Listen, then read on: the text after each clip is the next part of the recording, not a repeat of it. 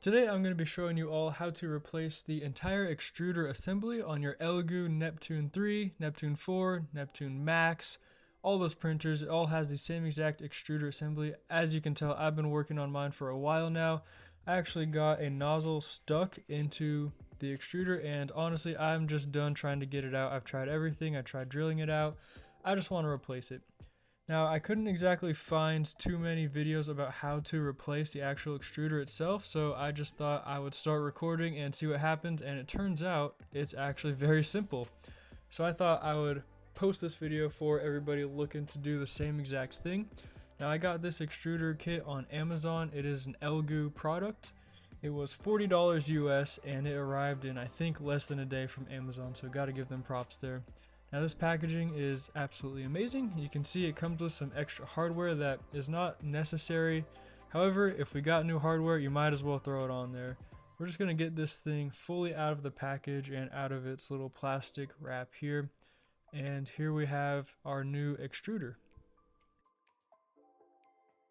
If you take a look at the assembly up here, we have a couple of screws that we're going to be removing. This kind of holds the bearings and the wheels on. Now you may notice my cover is off. Doesn't matter, you can do it with it on or off. First thing we need to do is remove this cable, and that is as simple as pushing back these two levers and it quite literally just pops out, and we're just going to set that to the side for now. The next thing we're going to do is loosen the belt, because we need to remove the belt from the extruder and get it to be able to move freely so that we can remove the screws. Now that that's done, we're going to head to the bottom and pull on those brass knobs. You're going to push away from the printer and they will kind of slide down just like that. And now our extruder is completely free moving as much as you want. You can really see those bearings in play here.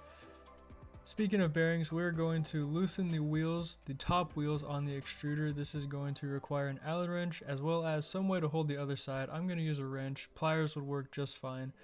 Pretty much anything just to stop it from free spinning on the back so you can actually remove the screws just like that. And we're going to take off the entire wheel assemblies by doing this, at least the top ones, and we're just going to set those to the side for now to be reinstalled with our new extruder.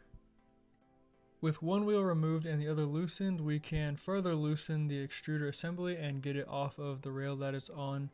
And the next thing we have is, you guessed it, more Allen screws to remove. So we have two up here as well as one in the center that we're going to remove now. Now this is going to be transferred over to our new extruder assembly, and we are going to put that on right now. And it's just as simple as how we took it off. Simply swap them over, tighten them up, make sure that everything is all torqued down to spec, whatever torque that you feel is necessary, because honestly I don't know what it needs to be torqued down to. And make sure you don't forget your cable guide, because I did forget my cable guide and I had to come back and redo this part.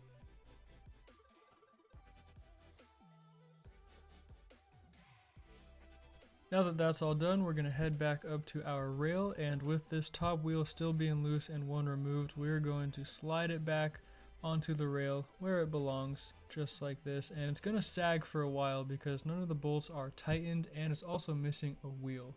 So that's what we're going to fix first. We're going to throw that fourth wheel back on there, and it's going to be screw first and then a spacer followed by the wheel.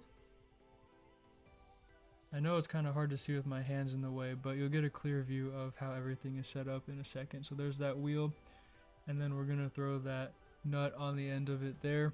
And I'm just going to hand tighten it for now, and then I'll go back in and fully tighten both sides later.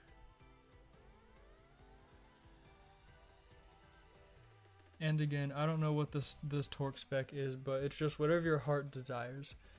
These next two screws are going to be the smallest ones that came with the extruder, and they are going to hold the cover onto the extruder, and there's just going to be one on each side. And let me tell you, they are very tiny and very easy to drop, so make sure you be careful with these ones. And again, tighten them down until they're snug. The next step for reassembly is going to be putting these belts back in place where they belong. So just how we took them off of the old extruder, it's going to be the exact opposite.